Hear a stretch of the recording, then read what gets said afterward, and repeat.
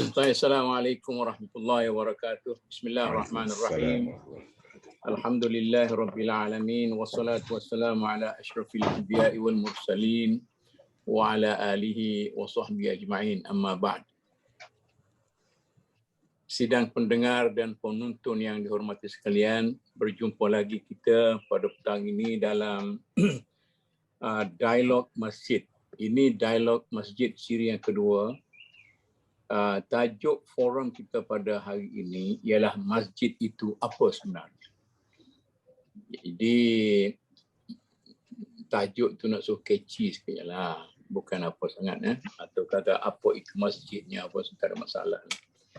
Kita ada 4 orang ahli panel yang mewakili bidang masing-masing, dan saya jangka mereka boleh memberi banyak maklumat dan idea kepada kita, terutama sekali kepada komuniti masjid untuk memajukan masjid masing-masing.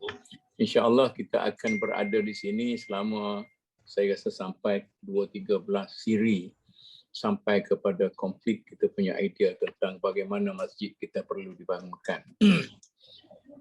Ahli-ahli panel kita, seorang ahli akademik, ahli akademik semata-mata yang tidak ada berkaitan dengan masjid, iaitu saudara Dr. Syed Muhammad Jafri Syed Jaafar, pensyarah kanan Jabatan Fiqh dan Usul Akademi Pengajian Islam Universiti Melaya. Yang kedua, Ustaz Muhammad Hanafizi Abdullah, Imam Besar Negeri Kelantan. Ini biasanya imam besar ni dia akan naik, akhirnya jadi orang yang lebih penting lah.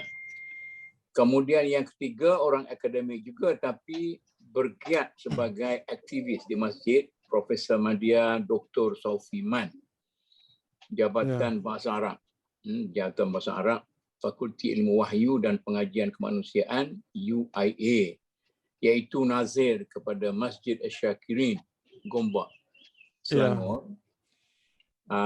Yang keempat, senior kita sama dengan saya, sama-sama senior dengan saya, mungkin kalau ada tua muda pun lebih kurang 1 tahun, 2 tahun lah. Mungkin muda dia, mungkin tua saya. Iaitu Datuk Ismail Ali, bekas Pesuruhjaya Agama Islam Negeri Terengganu. Dan oleh kerana saya berkupiah putih hari ini, first time saya menggunakan kupiah putih untuk dalam forum ini, kerana menghormati rakan-rakan yang orang yang berkedudukan dalam agama dalam negara kita. Saya pun kena ikut mereka itulah. Mereka itu paksa saya supaya pakai kupiah putih hari ini. Jadi saya kena perkenalkan, takut setengah-setengah orang tak kenal. Saya adalah Mahmud Zudi, adalah moderator kepada perbincangan kita pada hari ini, dan bersama kita adalah Dr. Basri Hussein yang sentiasa setia untuk menerbitkan perbincangan kita. Jadi pada perbincangan ini saya akan mengemukakan 4 soalan. Satu kepada setiap ahli panel, dan soalan selain daripada 4 ini akan merupakan soalan-soalan terbuka. Jadi harapnya dalam soalan terbuka ni kita boleh berbincang dengan secara yang lebih santai.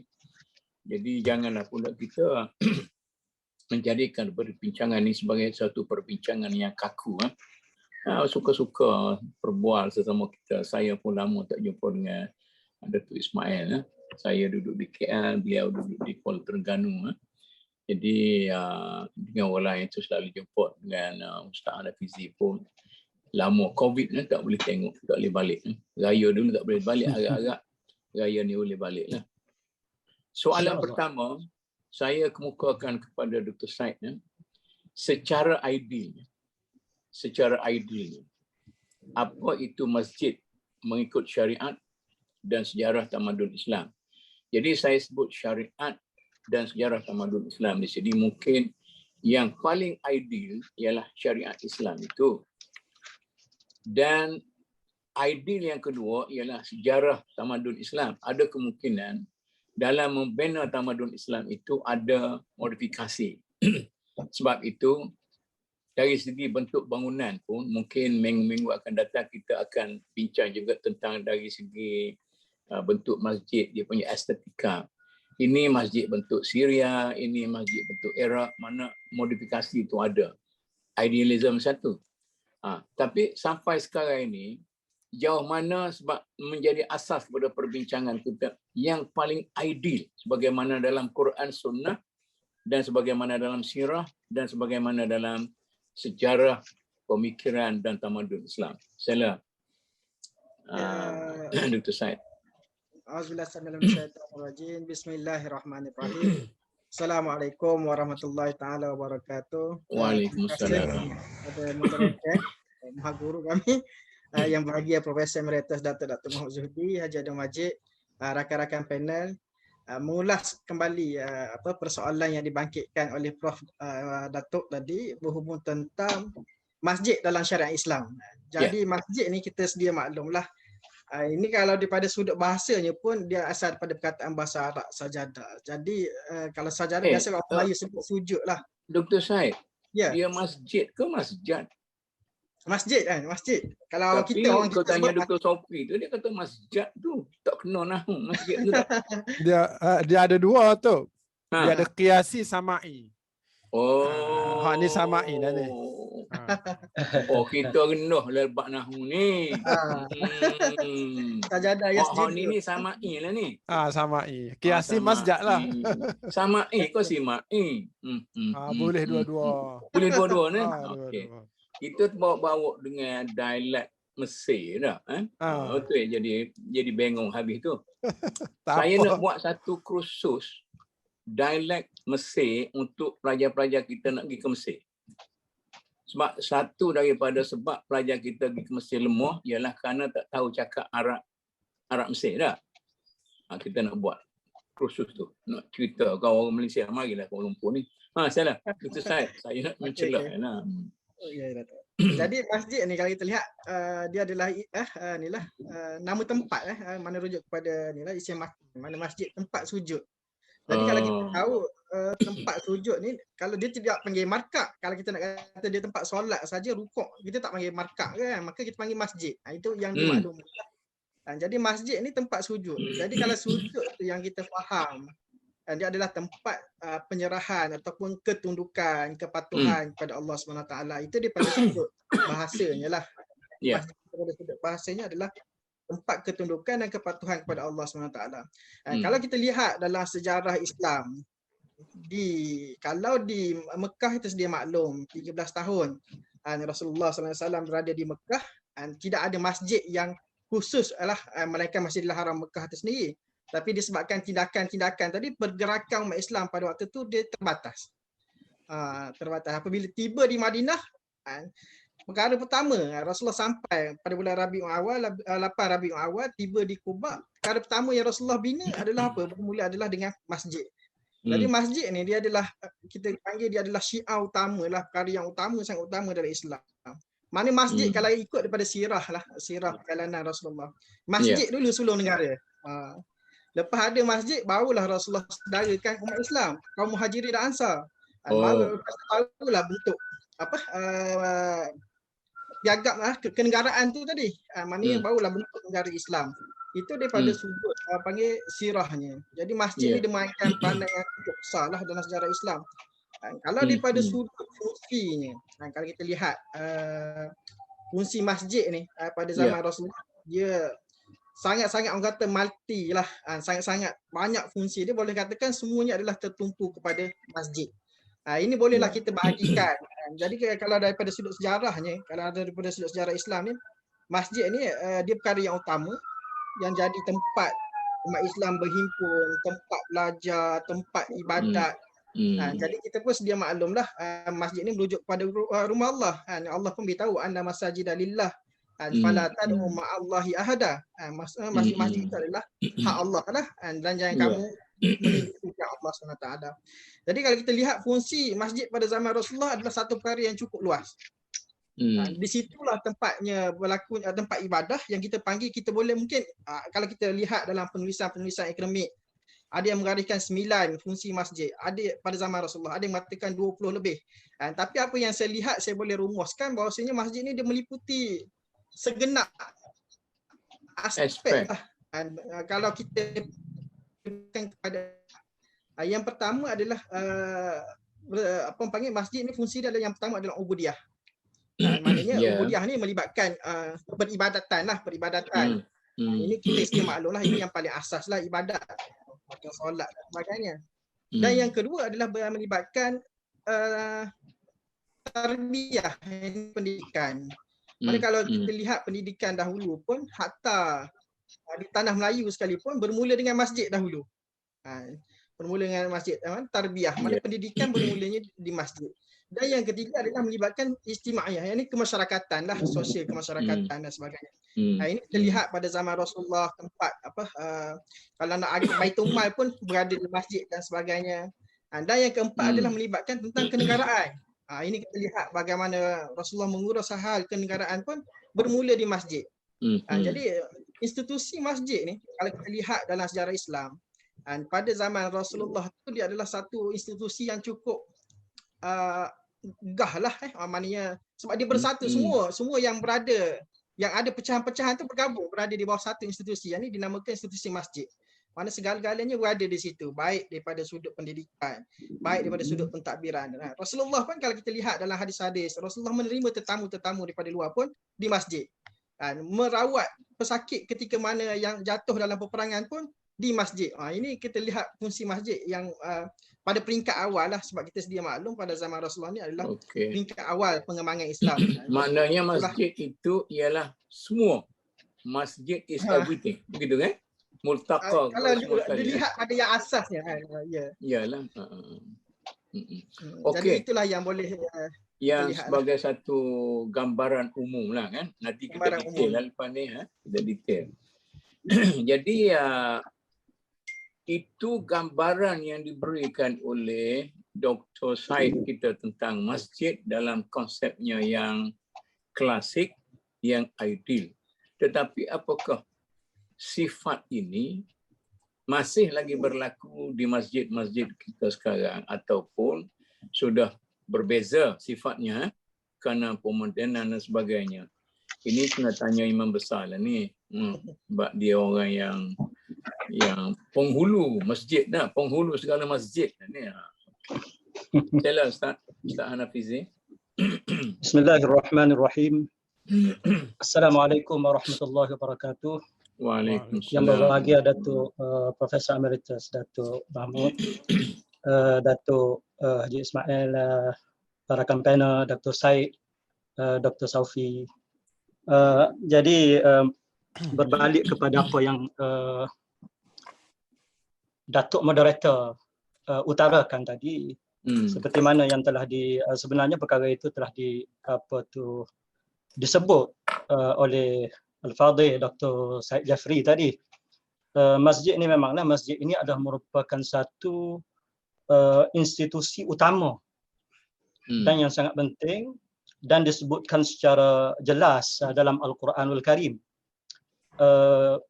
Ada 28 tempat yang Allah Subhanahu Wa Taala sebut dalam Al-Quranul Karim mengenai masjid, dan peranan, fungsi dan kedudukan masjid adalah jelas.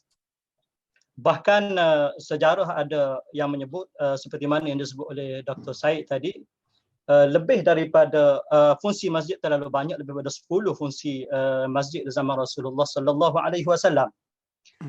Apa yang dinyatakan oleh Al-Quran misalnya, fi buyutin adzinallahu an turfa'a wa yuzkara fiha ismuhu yusabbihu lahu fiha bil ghudwi wal asal, iaitu di rumah-rumah ibadat yang diperintahkan oleh Allah supaya dimuliakan keadaannya dan disebut serta diperingatkan nama Allah padanya, dan di situ juga dikerjakan ibadat mensuci dan memuji Allah pada waktu pagi dan petang. Dalam ayat yang lain Allah Subhanahu Wa Taala sebut tadi dalam surah An-Nur, dan dalam surah Taubah Allah Subhanahu Wa Taala sebut fihi rijalun yuhibbuna an yatatahharu wallahu yuhibbul mutahhirin. Dalam masjid itu ada orang-orang lelaki yang suka mengambil berat membersihkan, yakni mensucikan dirinya, dan Allah mengasihi orang-orang yang membersihkan diri mereka zahir dan batin. Namun kita melihat Datuk Moderator, sepanjang sejarah fungsi dan peranan masjid ini turut berubah dengan berubahnya masa, dengan berubahnya masyarakat, kemodenan dan sebagainya. Jelasnya sebagai masjid sebagai rumah Allah yang mulia, sebuah institusi suci umat Islam, tempat ibadat, tempat mengabdikan diri kepada Allah Subhanahu wa taala adalah merupakan nilai yang tidak berubah.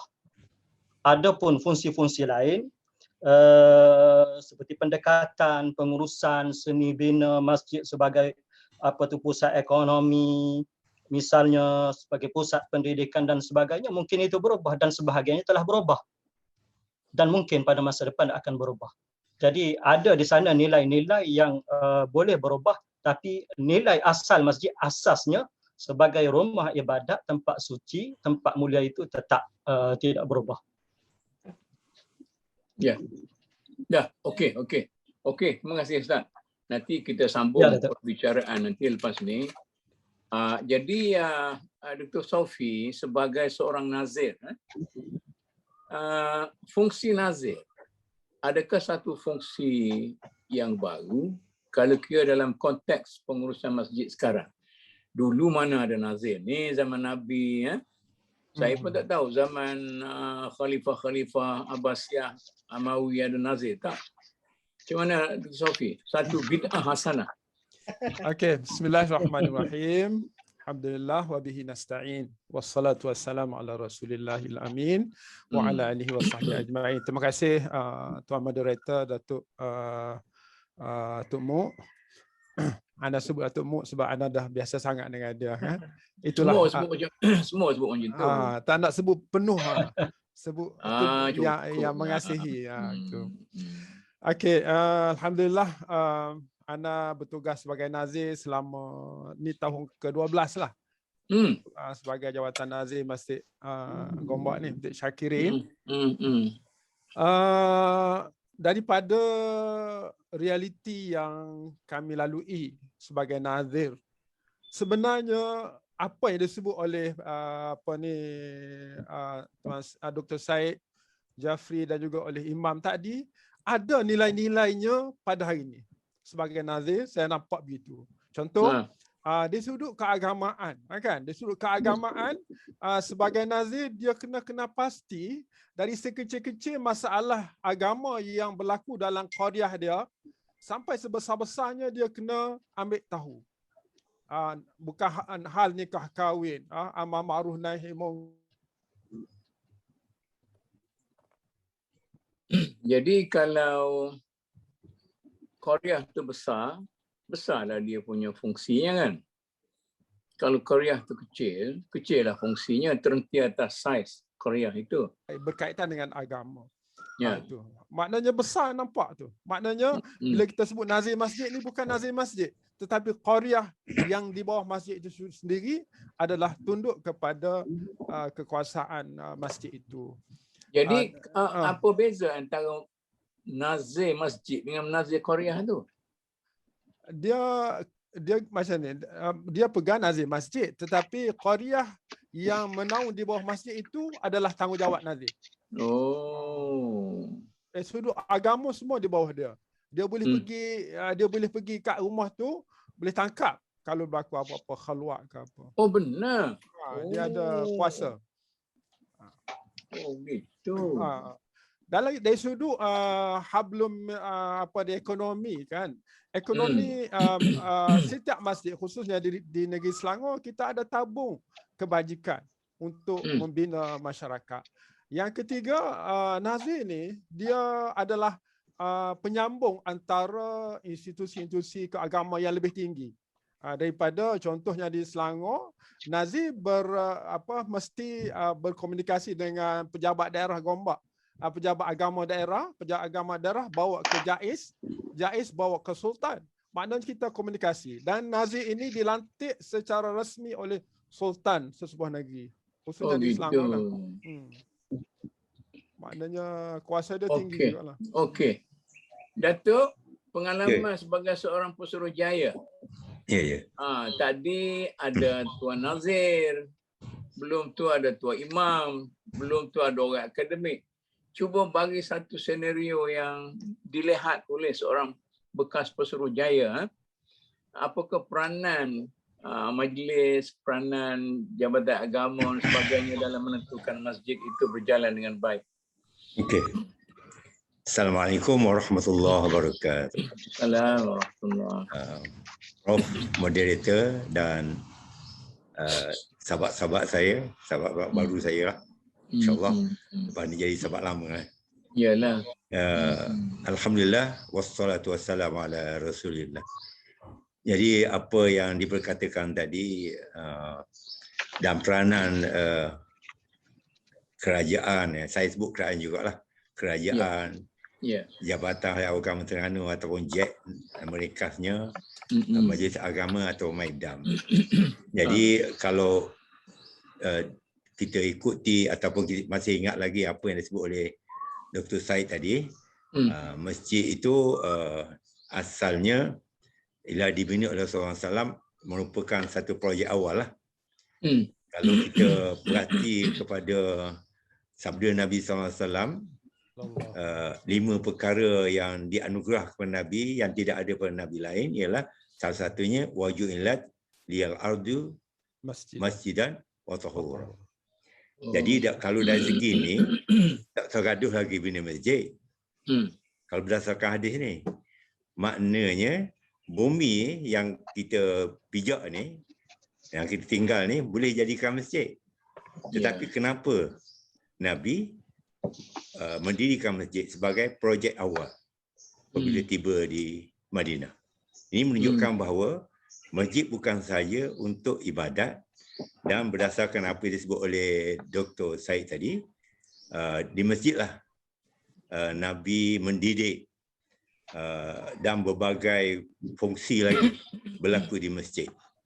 Jadi berdasarkan itu saya lihat di Terengganu ni peranan kerajaan, JEK dan MAIDAM pergi ke arah dua segmen lah masjid. Yang pertama membina masjid. Untuk makluman Datuk moderator, di Terengganu sekarang ni masjid ke 507 buah. Masjid? 507 ya. Tak termasuk surau tu Tak termasuk. Kalau surau kali 3 lah. 1,500 lebih. Maknanya sebuah masjid biasanya ada 3 surau. Mungkin lebih ya. Dalam 507 tu ada 56 kita kategorikan sebagai masjid kerajaan. 56. Bezanya masjid kerajaan ni semua staf dia daripada imam dan bilal adalah penjawat awam lah yang berpension. Yang lain tu masjid mukim kita panggil ya. Masjid mukim tu artinya imam kita lantik lah, diberi tauliah, bilal pun begitu. Tetapi dia tak merupakan pejabat awam secara rasmi lah. Mereka menerima allowance saja dalam bulanan. Jadi sebuah masjid ada 3 orang, imam, 3 bilal. Jadi jumlah lebih kurang 3,024 orang. 3,040 atau 3,000 lebih lah imam bilal di seluruh masjid Terengganu ni. Itu dari segi pembinaan masjid sebagai tempat ibadat, dan imam-imam tu sebagai menjalankan tugas sebagai imam dan bilal. Itu dari segi dan dari segi juzuk yang pertama lah. Juzuk yang kedua yang disebut oleh Dr. Said tadi sebagai pusat untuk mentarbiah umat, ataupun untuk menanamkan ataupun menjadikan mereka itu hidup sebagai menjalani budaya Islam ataupun syariat. Kita mengadakan kelas-kelas pengajaran di masjid lah. Jadi ini melibatkan, boleh katakan kalau masjid di pekan atau di bandar, boleh dikatakan keseluruhan malam tu ada kuliah maghrib. Kuliah maghrib seminggu sekali, kuliah subuh, kuliah duha. Tapi di kawasan-kawasan agak pendalaman sedikit, dalam 3 atau 4 kali seminggu lah ada kuliah.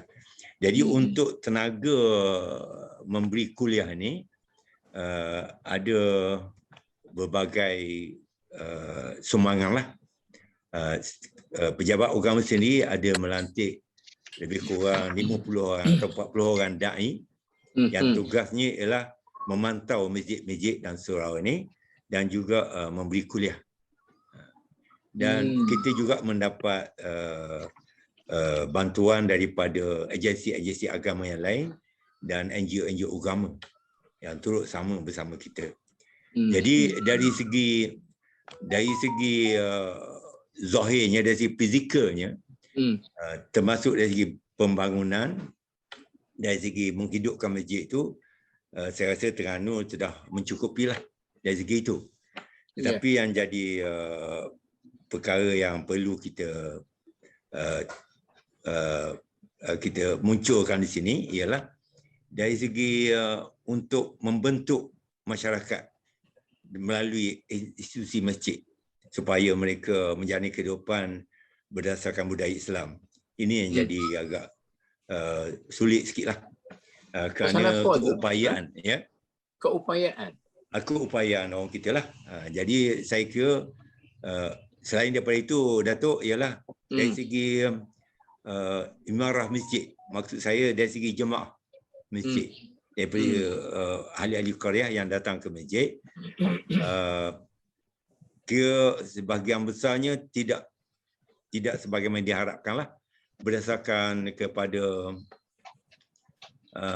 keramaian ahli-ahli qaryah yang mukallaf, terutama lelaki-lelaki yang hadir ke masjid untuk berjamaah, terutama di waktu-waktu santai lah kita panggil, waktu maghrib, isyak dan subuh. Kalau berdasarkan kepada bilangan penduduk itu dalam 10 atau tak sampai 10%. Jadi ini yang kita agak terkilang sikitlah. Jadi ada orang cerita ada beberapa buah masjid di Pahang sangat meriah, katanya lah subuh. Ya, di Taman Temerloh. Di Temerloh. Jaya. Temerloh Jaya tak? Temerloh Jaya. Ada. Jadi berbalik kita tadi, Datuk, saya nampaklah. Saya nampak pertama pejabat agama ataupun jabatan agama Maidan dan Kerajaan Negeri harus membuat satu kempen yang menyeluruh.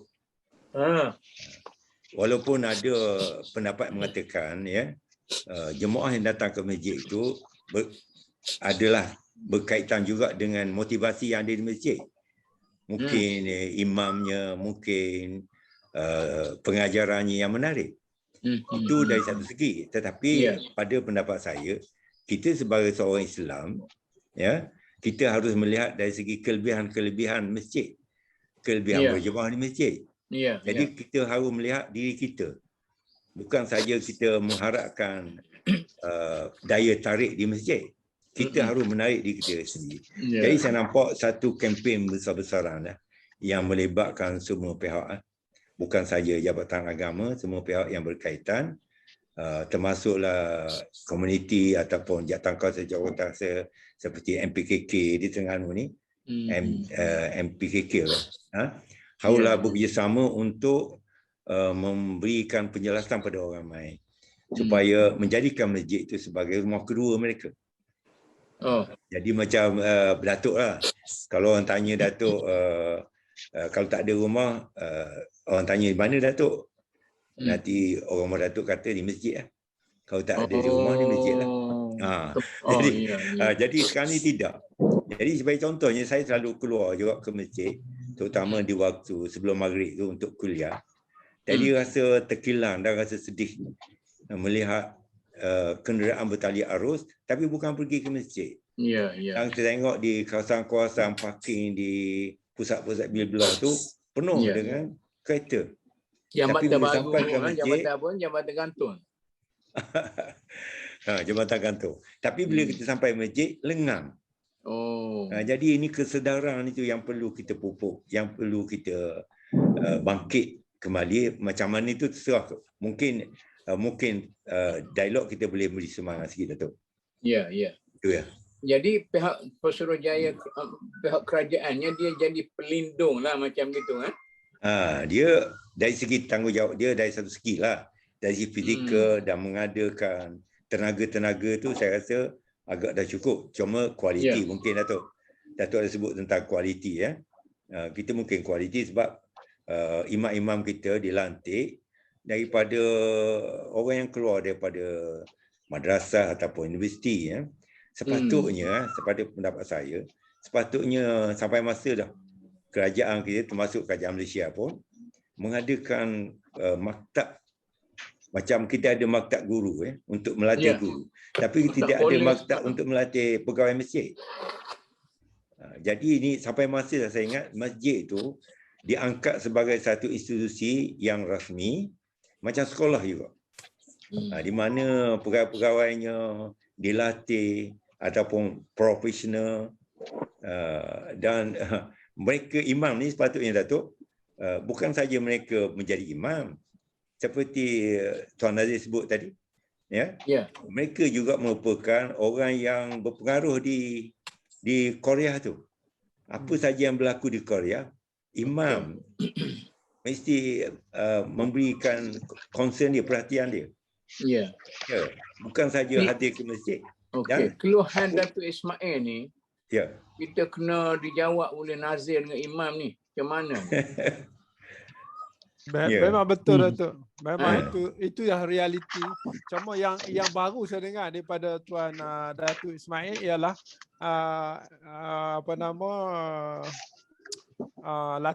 latih imam secara khusus ni, maktab perguruan imam-imam masjid. Hebat. Gitu. Dah Nazir dah ada, imam dah ada, apa lagi? Kita nganu Datuk. Satu kita panggil pusat pendidikan secara formal di masjid. Kita ada lebih kurang 50 kelas yang melibatkan peserta-pesertanya orang dewasa. Bukan masjid tadah kita duduk di atas sejadah dah. Di dewan masjid tu ada macam sekolah juga. Di daftar mereka harus mengikuti kelas dan ada kehadirannya sampai 5 tahun, 3 tahap. Jadi kita panggil kelas CJ Pengajian Islam Terengganu SPIKE. Jadi di sini guru-guru ini terdiri daripada termasuk pensyarah universiti, guru-guru sekolah ataupun sekolah menengah, guru agama yang kita ambil sebagai sambilan di waktu malam ataupun pagi.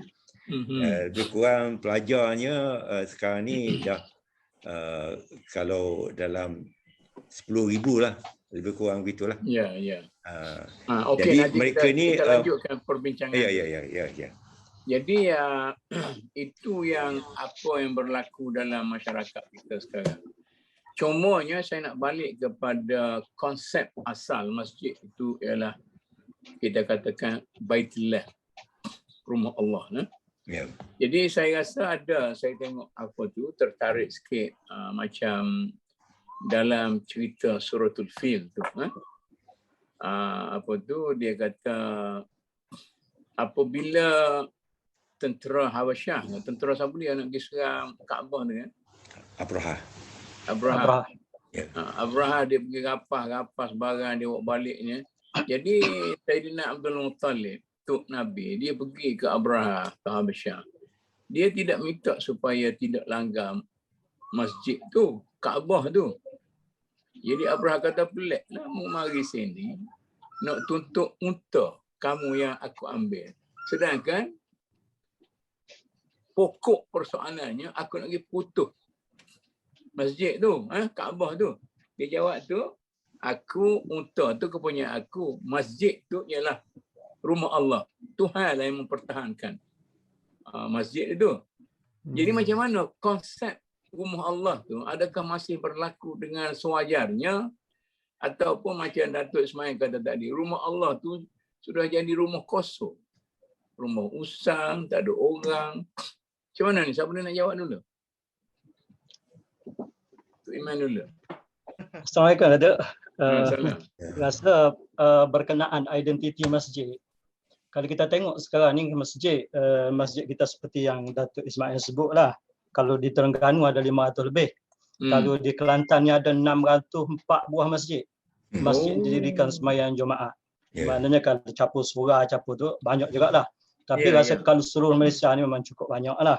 Jadi identiti masjid sebagai sebagai rumah Allah, sebagai tempat ibadat, sebagai tempat untuk membesarkan Allah Subhanahu Wa Taala tu rasanya masih kekal. Masih wujud sehingga hari ini. Bahkan kalau kita tengok respon daripada masyarakat apabila kita nak tutup masjid, bukan kita nak tutup baru ni, kita nak hadkan dari segi penggunaan masjid itu mungkin sedikit mengganggu fungsi masjid. Kita katakan SOP masjid, maknanya ada masa awal-awal COVID hari itu kita tetapkan hanya 5 orang atau 4 orang daripada pegawai masjid saja boleh mengimarahkan masjid. Masa tu masyarakat bising, masyarakat kata menyekat mereka untuk beribadat. Maknanya fungsi identiti masjid tu masih lagi dikenal, masih lagi masyarakat masih lagi berpegang kepada masjid sebagai institusi ibadat. Cumanya saya nampak hari ni Datuk dari segi identiti asal masjid tu masih cukup dikenali. Cuma hari ni identiti Ustaz, ada orang tanya. Dia kata kalau rumah Allah, buat apa koci tengah malam orang nak pergi tumpang apa semua sekali tu. Ialah itulah masalah-masalah kekangan-kekangan semasa Datuk Moderator. Mungkin hari itu dulu-dulu memang masjid ni kita tengok seperti zaman Nabi SAW. Masjid ni ada di masjid ni diimarahkan ahli sufah umpamanya. Orang yang duduk di serambi masjid yang menjadikan masjid sebagai tempat tinggal. Tapi hari ini masalahnya kita ada gelandangan, tapi masalahnya isu-isu keselamatan masjid. Isu-isu keselamatan masjid sebab gelandangan kita ni mungkin kita pihak masjid, saya sebagai pengimarah masjid ni masih belum lagi berupaya untuk mengubah gelandangan ni sebab menjadi bukan sahaja gelandangan tapi menjadi ahli sufah. Jadi kalau saya pengalaman saya di Masjid Muhammadiyah tu, masa duduk belajar di Ma'had dulu, gelandangan pergi tidur situnya kubah habis busuk bangang. Itulah masalahnya Datuk. Itulah masalahnya. Sebab itulah masjid terpaksa dikunci, masjid terpaksa dikawal. Tapi kalau sekiranya kita boleh wujudkan pengimarahan masjid seperti zaman Nabi SAW, rasa tak ada isu masjid dikunci rasanya. Ya Datuk. Mungkin rakan-rakan ahli panel lain boleh. Okey. Siapa ni nak sambung ni? Kalau anda boleh tambah sikit tu. Hello, tak payah minta izin lah. Anda ada 3 benda nak cerita, nak kongsi lah kalau dia ada manfaat. Pertama, sebenarnya masjid ni tempat tinggal kekal kepada semua manusia besok. Kubah kan? Setiap masjid tu ada kubah besar tu. Kubah besar tu bentuk syurga. Atau pernah jumpa tak? Kubah besar tu adalah lambang syurga yang sebesar 7 kali langit, 7 kali bumi ni. Tapi bentuk syurga tu adalah kubah dia kata. Sebut dalam tafsir ayat 133 surah Al-Imran. Allah sebut wasari'u ila maghfiratin min rabbikum wa jannatin arduhas samawatu. Dia kata arduha tu bulat. Ardu. As-samawatu dia khabar. Arduha as-samawatu. Khabar kepada ardu. Jadi dia baca bagi depan as-samawatu wal ardu. Jadi dalam tafsir Qurtubi maknanya sebenarnya masjid ni adalah lambang tempat tuju seluruh manusia, khususnya bila dia orang kata mati nanti, dia akan pergi ke sana sebab dia lambang syurga. Satu yang anda dapat daripada ayat 133 surah Al-Imran. Yang kedua, anda buat kajian mengenai ayat la masjidun ussisa 'ala taqwa kan. La masjidun ni lam taukid ada dia benar-benar masjid itu diasas untuk lahirkan takwa. Takwa ini ialah benda hak kita nak. Mana manusia jadi yang terbaiklah. Manusia taat pada Allah. Jadi kait ayat ni dengan ayat surah Baqarah ayat 2, 3 sampai 5. Akhir sekali dia kait pula dengan wa ulaika humul muflihun. Ana kaji perkataan falah, dia kata al-falah wal fauzu. Nah, al-falah wan najah, al-falah wal jannah. Masya-Allah. Kan? Maknanya azan, masjid azan tu hayya 'alal falah tu sebenarnya dia akan melahirkan masyarakat yang pertama dunia dia cukup.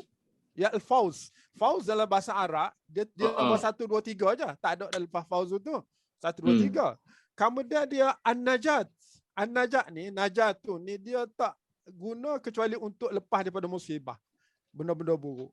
Kemudian al-jannah. Maknanya orang yang dapat falah ni syurga. Jadi nak kaitnya masjid, takwa dan juga sifat-sifat orang yang disebut dalam surah Baqarah ayat 2 hingga 5 ni sebenarnya anda nampaklah kita apa yang disebut oleh Datuk Ismail yang memang di mana saja pun kita rasa kecewa. Akhir-akhir ni pun makin orang ada alasan.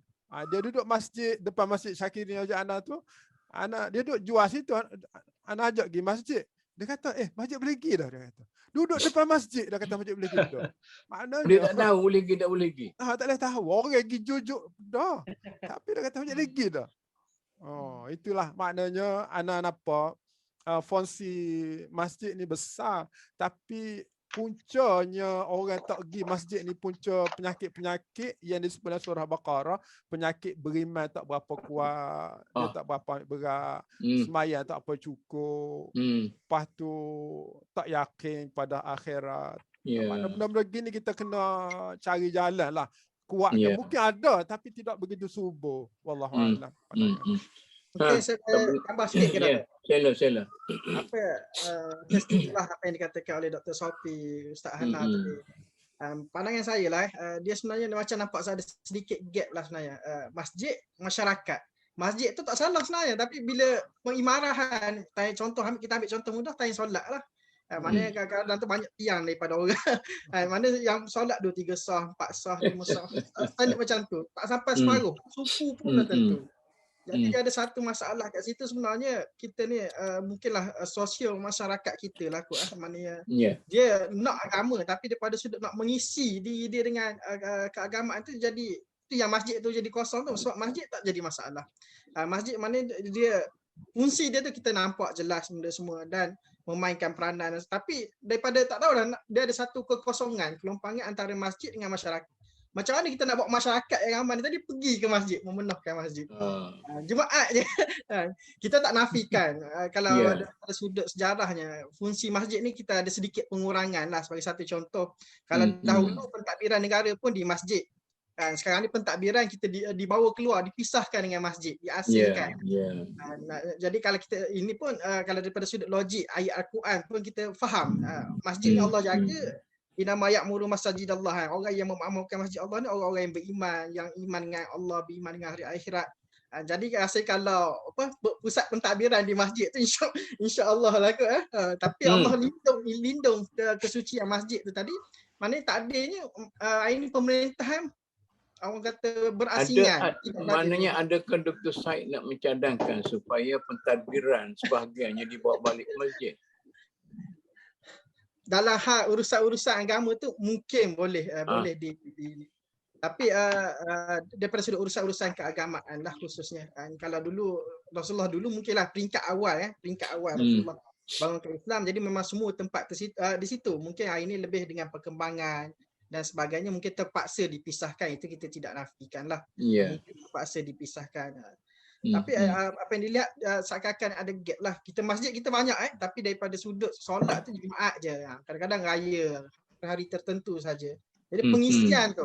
Jadi tak tahu sialah siapa bagaimana nak atasi perkara ini sebenarnya. Macam mana Datuk? Ada nak bagi jawapan persoalan yang ditimbulkan oleh Dr. Said tu. Saya dengar dan saya pun fikir macam tu jugalah. Sebagai contohnya dari segi pentadbiran, dari segi ekonomi, dari segi sosial dan sebagainya, yang kita nampak masjid itu ialah tempat ibadat saja. Dan saya dah kata tadi, kalau tujuan masjid untuk ibadat saja, Nabi tak sibuk nak buat masjid. Tapi Nabi nampak masjid yang pertama dibuat menunjukkan selain daripada tempat ibadat, masjid ialah tempat mendidik sahabat Nabi dan siapa saja untuk menjadi sebagai apa? Sebagai seorang pentadbir, sebagai seorang ahli ekonomi, sebagai pejuang. Jadi pada masjid lah ditanam prinsip-prinsip Islam itu. Sebagai contoh ya, kalau kita katakan zaman dulu pentadbiran di masjid, sekarang pentadbiran di pejabat daerah. Kita harap seperti dalam hadis Nabi 7 golongan yang dapat perlindungan Allah tu, salah satunya lah warajulun qalbu mu'allakun bil masajid. Maksud mu'allakun di sini lah berjiwa masjid dah tu. Bagi saya lah. Maknanya orang tu memang masjid rumah kedua dia dan jiwa dia masjid, jiwa ibadat, jiwa patuh syarak. Kemudian dia balik ke pejabat dia atau masa dia ada pejabat, jiwa dia jiwa yang tunduk dan patuh kepada syariat Allah. Jadi tidak akan berlakulah penyelewengan, kecuaian ataupun salah guna kuasa. Ini yang dimaksudkan peranan masjid yang boleh membentuk persona-persona ni. Itu yang jadi malangnya hari ni, orang yang datang ke masjid tu orang dia panggil warga emas. Dia ingat kemati je. Sepatutnya orang yang ligat di luar tu, sepatutnya dia berada di masjid. Kawan-kawan kita sebut tadi, di Malaysia ni masjid tak ada masalah untuk dikunjungi. Kita pulang saja 1 kilometer, 2 kilometer kita jumpa masjid. Kita keluar ke mana-mana pun, masa mana pun kita ada masa pergi masjid. Di pejabat pun ada surau. Tetapi itulah masalah. Jadi itu pandangan saya. Maknanya betul. Jadi kalau macam tu, jadi identiti sebagai rumah Allah itu ada pada konsepnya. Tetapi secara amalinya tidak ada dah. Mungkin jadi ada. Allah tu jadi kosong rumah dia. Rumah Piramli itu penuh. Itu flat sikit tu. Siapa dia nak ulang lagi ni? Dia kalau kosongnya masjid itu kerana dia tidak mempunyai perancangan-perancangan yang diminati oleh masyarakat. Adalah siapa dia yang Indonesia dulu, yang ulama besar Indonesia tu, yang dia kata caranya ialah kita perlu memasjidkan masyarakat dan memasyarakatkan masjid. Itu konsep mana ni? Macam mana Tok Emel? Konsep memasjidkan masyarakat, memasyarakatkan masjid. Itulah anda ingat apa tu, kalau kita tengok apa tu di Masjid Temerloh Jaya umpamanya, bila kita dengar taklimat daripada pengerusi masjid tersebut, dia kata dia menjadikan pasal apa apabila ditanya pasal apa Masjid Temerloh Jaya ni dikunjungi oleh masyarakat setempat dan masyarakat luar, kerana masyarakat merasakan masjid itu hak bersama. Diimarahkan secara bersama, dibina bersama, milik bersama. Jadi kita sekarang ni mungkin sesetengah masjid kita mungkin ada masyarakat beranggapan ni masjid ni hak imam, hak jawatan kuasa. Jadi mungkin kita perlu mencari jalan supaya masjid itu rasa dimiliki oleh bersama oleh masyarakat. Sekarang ni dulu dia ada masjid India, masjid Pakistan. Sekarang ni ada masjid Cina. Macam mana? Itu ialah masjid ni identiti bangsa masing-masing, tapi masih jadi hak bersama lah. Saya pun tak dengar taklimat penuh lah daripada dia punya kakitangan Masjid Temerloh Jaya tu, tapi popularitinya begitu kan? Iya, betul. Masjid Kota Baru macam mana, Ustaz? Yalah, Masjid Kota Baru pun rasa isu yang sama juga. Isu yang sama dari segi pengimarahannya masih lagi ada isu lah. Maknanya walaupun masa tutup masjid itu semua bising. Seolah-olahnya apabila dibuka masjid, masjid itu penuh macam sembahyang Jumaat. Tapi apabila dibuka masjid, nampaknya mungkin 1/4, 1/5 daripada ruang masjid baru diisi. Itu antara masalah-masalah. Dia suruh buka untuk orang lain. Ya, betul. Okey. Anda nampak masjid ni ada dua isu besar. Pertama isu anda duk tengoklah, isu ilmu, kesedaran masyarakat kita. Contohnya masyarakat Gombak ni, kita ada ramai yang asnah yang merupakan kira-kiranya kalau dia mari ni penuh masjid. Masyarakat dinamakan asnaf kan. Gombak ni kalau di Malaysia lagi Yogyakarta lah ada. Pensyarah universiti, pelajar universiti penuh di situ lah. Cuma universiti dia duduk di UIA itulah kan. Tapi di celah-celah antara UIA dengan kita kata dengan KLCC itu, dia ada celah-celah tu masyarakat asal, di mana masyarakat asal ni dia tahap ekonomi dia ramai lagi yang rendah. Yang yang rendah. Bila kita ada duit, kita kumpul untuk nak bantu dia, kita pergi rumah dia tu pukul 8 anak dia tak bangun lagi. Anak dia tak bangun tidur lagi. Macam mana dia nak mari masjid? Kan? Dia orang rumah dia keluar dengan rambut pun tak sikat lagi apa lagi. Maknanya dia tu asnaf. Maknanya puncak utama yang menyebabkan dia jadi gitu, rasanya dia jauh dengan agama. Kalau dia jauh dengan agama. Jadi kita duk bantu masjid kumpul duit, ada tabung asnaf khas. Kita bantu setiap tahun 2 kali, 3 kali kita bagi kat dia. Tapi bila dia mari, dia ambil, dia tak mari. Kita suruh dia mari, dia suruh bini mari ambil. Laki tak mari. Bila kita pergi kat rumah dia, memang dia tak bangun lagi. Pukul 8, pukul 10 tak bangun lagi. Sebab waktu malam tu dia ada aktiviti apa kita tak tahu. Jadi ini di tengah-tengah bandar Kuala Lumpur lah ni Ustaz. Lebih kurang lah. Dr. Sofi lebih kurang bandar lah tu. Yalah. Qa Al-Madinah. Gitu. Jadi anda rasa kita bantu mereka di sudut ilmu ni, alhamdulillah rasanya dia boleh merawat. Tak tahulah di Kota Baru, di Terengganu mungkin penyakit ni tak ada, tapi di Gombak ni nampak berat dari sudut ketidakfahaman masyarakat kepada agama ni masih tebal lagi.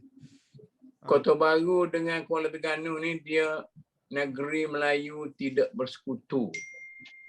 Dia punya background kan. Tapi yang peliknya ada lagi orang di pinggir bandar Kuala Lumpur yang hidupnya macam asal-asal sebelum mereka dulu. Budaya hidup dia. Ada lagi di celah-celah tu. Di celah-celah Sungai Gombak itu saya lalu bawa basikal pusing tengok masuk kampung. Memang dia ada lagi.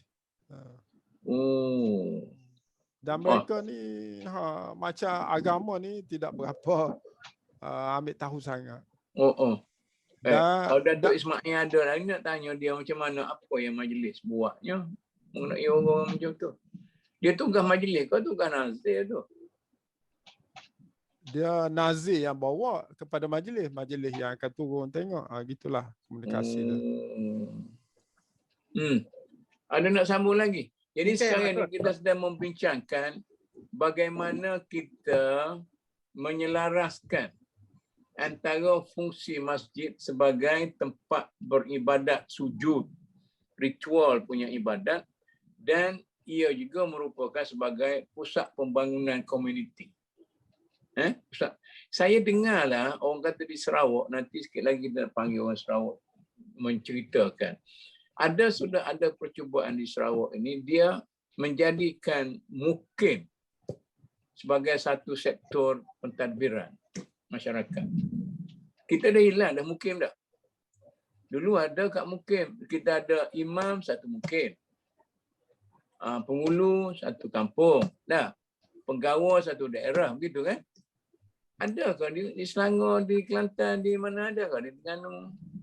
Di Kelantan masih ni lah tu. Dia mukim di Kelantan ni masih ada mukim penghulu, ada mukim imam, mukim masjid. Jadi mukim penghulu dengan mukim masjid tu berlainan.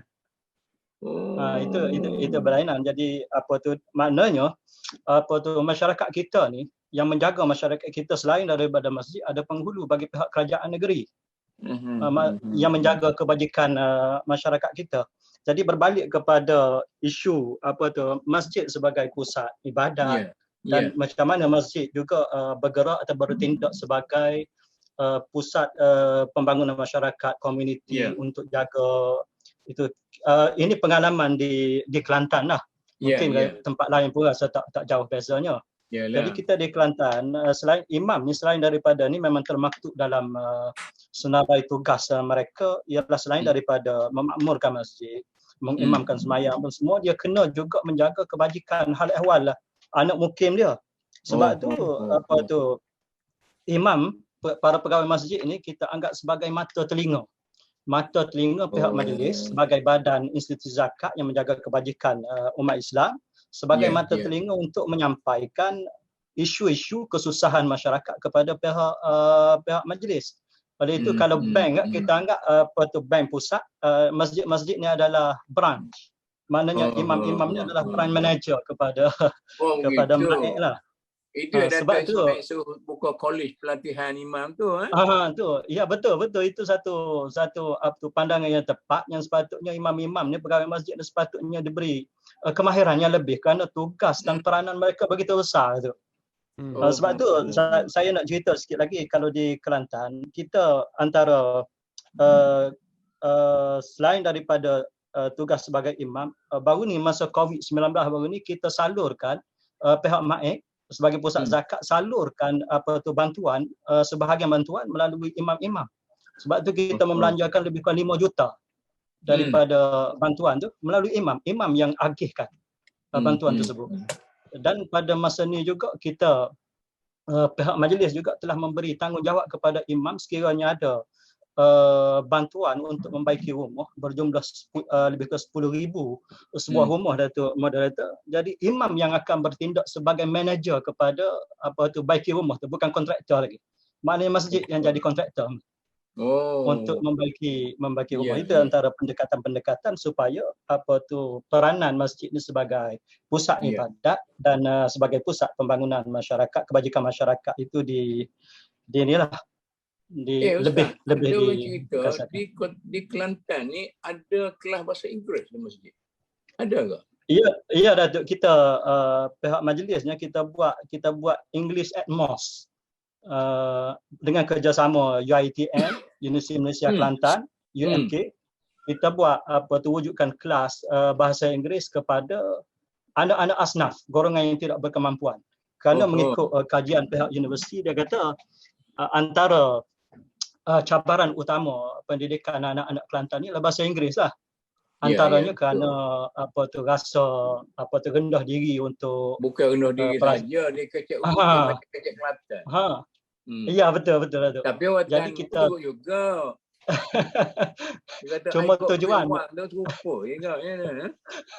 dia satu slang lah tu. Kelantan Terengganu tu. Jadi tujuan kelas English at Mosque ni ialah untuk menghakis rasa rendah diri untuk dia boleh berani mengutarakan walaupun grammar tak betul-betul tu.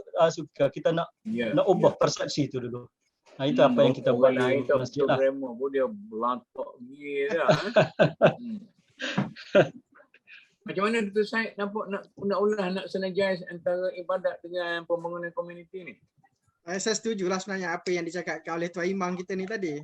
Kalau hari ni kita lihat sebenarnya, kalau contohnya saya realiti lah, saya tengoklah apa yang berlaku di Pahang ni, di Temerloh sebagai satu contoh. Kita ada imam jawatan lain, kalau penghulu kampung ke ataupun tok empat ke orang panggil kan, berbeza. Jadi bila masyarakat ni nak cari, dia cari tok empat. Ada masalah kan, dia tak cari tok imam. Kalau cari tok imam, dia kena cari kat masjid. Secara automatik itu pun salah satu nak cari tok imam, nak ada masalah cari tok imam, kat masjid. Lama-lama itu pun salah satu orang panggil yang memainkan peranan jugalah kan. Itu satu bentuk kan. Jadi ini bila orang ada masalah ke apa, dia akan cari tok pengulu. Tok pengulu, tok empat ataupun tok pengulu, tok empat dia tak sentiasa berada di masjid. Jadi kalau tok imam ni kalau ada masalah dia cari tok imam. Tok imam tentu mudah nak cari kat mana dia cari dia ke masjid. Jadi macam contoh kalau zaman Rasulullah dahulu kan, bila orang nak cari Rasulullah memang di masjid. Rujukan di mana? Di masjid. Kembali di mana? Di masjid.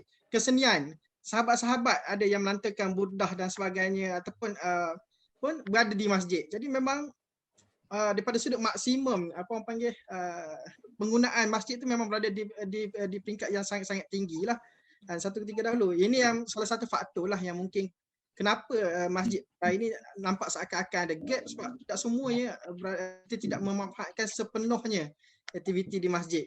Ya. Ada nak ulah Datuk Ismail? Saya nampak satu aspek ya. Kalau kita sakit jasad ni, sakit fizikal, kita jumpa doktor. Sakit rohani, kita jumpa siapa? Jumpa Tok Imam lah. Patut jumpa Tok Imam lah. Zaman dulu Datuk, bila dia nak letak nama anak, dia kerja buat Tok Imam. Sekarang ni dia kerja buat siapa dia. Jadi gondrong lah anak dia tu, jadi apa dia, gondrong lah, macam mana nama-nama pelik-pelik. Macam mana dia? Peranan Tok Imam tak ada situ. Bila sebut macam tu, sebab tu saya kata dalam aspek ni kualiti imam tu. Datuk ada sebut dalam soalan akan datang tentang kualiti, kuantiti. Ya, kuantiti kita okey, tapi kualiti. Ya, kalaulah imam betul-betul profesional, bila sebut profesional ni, dia orang tak nak lepas Nawawi saja, pada Janam saja, macam mana profesional. Sebab tu di Terengganu ni ada masjid-masjid kerajaan yang mana imamnya ada ijazah dalam kumpulan A lah. Tapi dari segi perkhidmatan dia tu lebih kepada mengimamkan jemaah dan mengajar. Tapi sepatutnya kita lebarkan lagi peranan dia, macam disebut tadi tentang peranan masjid bukan setakat tempat semayang. Termasuk tempat merawat, saya ingat. Jadi merawat jiwa tadi kena ada satu idea satu masa masjid terpilih lah ada pegawai yang boleh menjawab persoalan-persoalan kerohanian. Soal tertekan, soal nak bertaubat macam mana, soal kepercayaan yang longgar dan sebagainya. Jadi, macam ada klinik di masjid sepatutnya. Klinik. Tapi Datuk, orang kata dalam pengajian, dalam aliran konvensional, kadang-kadang orang yang lepas lulus politeknik tu lebih baik daripada orang dapat degree. Sebab dia di situ ialah profesional. Jadi idea Datuk, maknanya lebih baik kita mewujudkan college, pusat latihan imam. Walaupun dia lulus SPM, tapi dia pergi praktikal betul-betul pusat latihan, mungkin dia boleh berbawa dia tinggi pada orang berijazah lah. Ya, dia beri kepakaran dalam soal wa'az dan sebagainya. Itu saya pernah bercakap perkara ni Datuk di peringkat. Okey, tadi nampaknya respon tu tak. Yes, okey. Macam mana? Jadi kalau tak berapa juga Datuk. Tadi Dr. Saufi menyebut, dia kata terhentilah di atas kewibawaan imam. Saya dah nak tanya Tok Imam besar ni tapi dia melenting. Maknanya soal sekarang ni, satu daripada persoalan mengapa masjid-masjid kita tidak kuat kerana imam tidak berwibawa. Jadi saya pun susah juga. Imam ni sudah graduate, dia kemudian dia punya kategori gaji pun tinggi, tak wibawa apa lagi. Meheran tu. Meheran. Maknanya dia biasa orang ada degree ni dia jadi akademik, akademik. Seorang Kemahiran. akademiknya tinggi tapi kemahirannya tak banyak dah. Oh, ni orang duk kritik orang-orang balik pada Azhar kan. Oh, master degree, PhD apa semua sekali kan. Tapi nak jadi Fikman tak boleh. Jadi kerja imam vocational.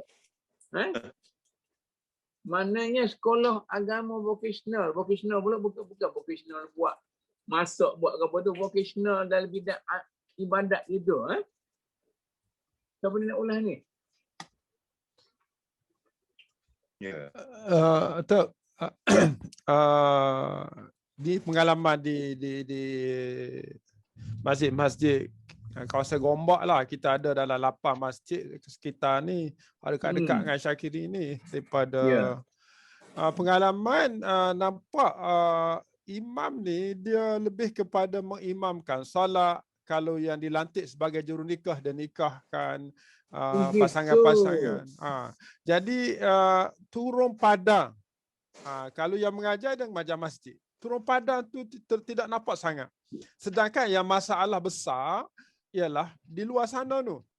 Jadi di luar sana tu. Jadi siapa yang akan mencakna mereka tu?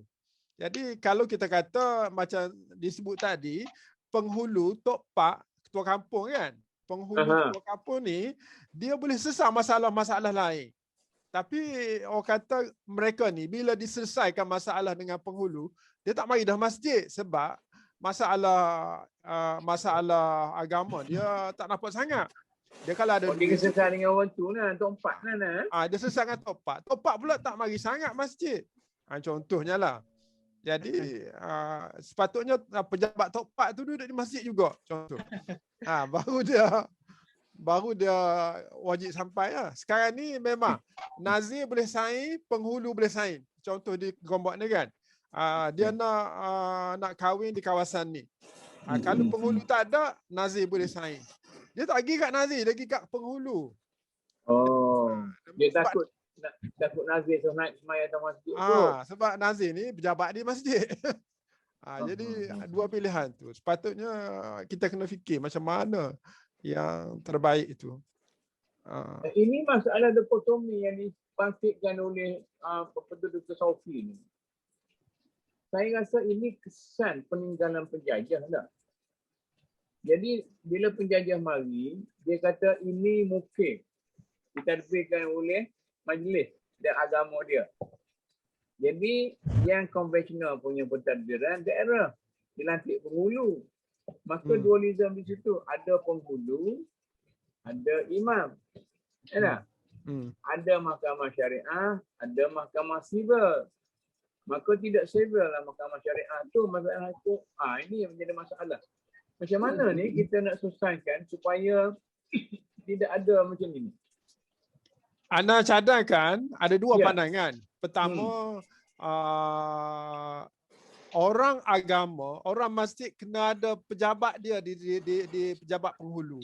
Maknanya dia kena ada time dia bertugas di pejabat penghulu untuk selesai masalah-masalah masyarakat. Dan penghulu ni dia nak sampaikan penghulu ni lalu ke imam dulu. Imam ada di pejabat penghulu supaya supaya orang masyarakat ni dia tak boleh lari dah. Dia akan jumpa juga imam untuk selesai. Sebab dia kalau selesai duit dia tak mari dah kat masjid. Kalau kita buat dia ada weh. Dia penghulu tu mari tumpai. Itu yang kedua. Itu yang kedua. Jadi yang dia kena, kalau tidak pun ada pegawai agama di pejabat penghulu. Hak ni rasa tak ada lagi pegawai agama di pejabat penghulu. Oh gitu ni. Wallahualam tak tahulah. Ana sepanjang sebab di Gombak ni pejabat penghulu depan masjid je. Pejabat lain-lain depan masjid aja. Dia tak jauh lah jalan je lah. Tapi orang kata tak tahu dia boleh pergi kat pejabat penghulu, tak boleh mari kat masjid. Itu mungkin komunikasi ke macam mana. Ya. Siapa nak ulas ni? Dualisme dalam pentadbiran agama dan konvensional ni macam mana ni? Maaflah, hujan lebat kan. Ni kan. Macam mana? Siapa nak ulas ni? Kelantan kena mula dulu, menyatukan antara daerah dengan mukim. Kita nak mengata cari Islam kan. Macam mana ni? Ya, Datuk Moderator. Ini isu rasanya isu ni pun isu biasa yang biasa diperkatakan. Maknanya dari segi keberkesanan, tugas dan tanggungjawab pegawai masjid lah, sama ada imam, bila dan sebagainya. Jadi di sana kita melihat bagaimana tugas berat sebenarnya untuk mengurus masjid ni. Mengurus sektor ibadat pun dah satu tugas yang begitu berat. Cumanya mungkin di sana ada satu perbandingan. Biasa kita dengar apabila disebut umpamanya tandas. Kalau tandas masjid kotor, kalau di sinilah mana masjid kotor, maka dia sebut apalah tandas masjid kotor, tak padan dengan masjid dan sebagainya. Sedangkan sebelah masjid tu ada pasar, tandas pasar pun kotor juga. Dia kata pasar pada masjid tu. Teruk pada masjid sebenarnya. Tapi tanpa meletakkan beban kepada masjid. Sebenarnya betul lah, masjid sepatutnya ada disiplin, di situ ada disiplin. Maknanya pengurusan masjid lebih baik, itu memanglah diakui. Tapi dalam masa yang sama kita melihat bahawa pengguna itu adalah orang yang sama. Pengguna tandas di pasar dengan tandas di masjid adalah orang yang sama. Jadi itu seperti mana yang Dr. Saufi sebut tadi, memang betul lah itu keadaan masyarakat itu sendiri menyumbang kepada keberkesanan tugas imam dan ni. Cuma kita dari segi kalau di Kelantan lah, saya tak berani lah nak itu bagi pihak negeri lain, tapi rasanya lebih kurang dah. Kita dah meletakkan selain daripada nikah, kahwin apa semua, kita meletakkan penanda aras kalau ada apa-apa berlaku musibah, imam kena sampai dulu. Sebelum agensi lain sampai, imam kena sampai dulu. Tanpa kelulusan daripada pihak majlis sebagai badan zakat, imam boleh menyalurkan bantuan segera 1,000 ataupun 2,000 ringgit bantuan segera. Lepas tu kita bagi guna duit masjid dan majlis akan bagi-bagi. Oh gitu. Majlis akan bagi-bagi. Dan selain daripada tu juga kita juga memberi tanggungjawab kepada imam untuk umpamanya musim sekolah, kita bagi tanggungjawab kepada imam untuk mengenal pasti keluarga-keluarga yang susah, yang ada anak tanggungan yang nak bersekolah, kita akan bagi bantuan melalui imam. Jadi dengan sebab tu mungkin oleh kerana benda ni kita baru bermula, mungkin selepas ni, mungkin setahun, 2 tahun, 2-3 tahun lepas ni mungkin ada perubahan. Maknanya selepas ini mungkin masyarakat akan melihat institusi imam, institusi masjid ni lebih penting kerana boleh diharapkan untuk memenuhi keperluan mereka, insya-Allah. Ustaz, masa saya muda-muda dulu, masa Datuk Sohab menjadi Menteri Besar, Datuk Asri, dia dah mula buat ni. Tutup penghulu ni terdiri daripada ustaz-ustaz. Ya. Jadi dia juga boleh jadi imam. Ingat ke dia mula langkah nak menyatukan antara mukim dengan daerah. Tapi sekarang ni pun tak berjaya lagi. Macam mana? Di mana halangannya? Ataupun ustaz-ustaz ni tak pandai tadbir. Macam mana? Rasa tu Datuk Moderator lebih as-sa'ilu a'lamu minal mas'ul tu lah tu. Gitu. Kita haraplah. Kita haraplah kalau Kelantan boleh mula dulu menyatukan. Maknanya dualisme itu mesti dihapuskan kerana itulah Islam sebenarnya. Kita buat yang ni dulu. Hak lain tu nanti kita kukuh di bawah, kita naiklah ke langit pun. Macam mana Dr. Syed nampak bergerak-gerak nak lah apa ni? Dr. Syed ni orang faham ke? Saya orang faham. Oh, sahabat puji faham banyak tadi pun. Online pun dia faham ni. Ya. Oh gitu. Macam mana? Saya setujulah apa yang dikatakan dualism tadi.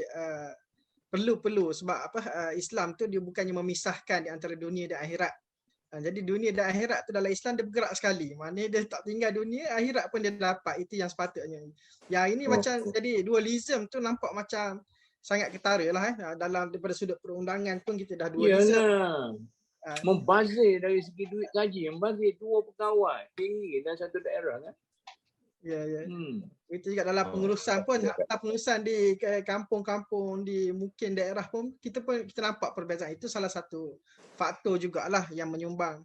Dan yang keduanya saya duk lihat jugalah daripada sudut mengoptimalkan fungsi masjid itu mungkin ialah dia ada daripada masyarakat ya, kita daripada sudut macam Dr. Saufi cakap tadi, masalah ilmu itu pun satu masalah juga sebab kadang-kadang ada juga masjid dia buat program macam bawah ni ada seorang imam duduk cerita, dia beritahu kalau bulan puasa ni biasanya time berbuka puasa ni 1,500 bungkus habis. Tapi solat maghrib 2 sah je. Maknanya tak tahulah macam time makan tu ada kan. Tapi time solatnya pun dah tinggal 2 sah. Pun jadi masalah juga. Masalah dianya bila ingat di Pakistan kan Bhutto lawan siapa?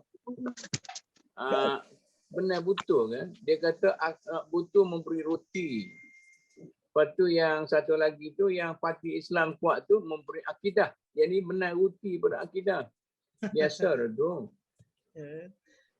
Takut Dr. Saufi nak mulakan digombok dulu penyatuan antara daerah dengan Mukit.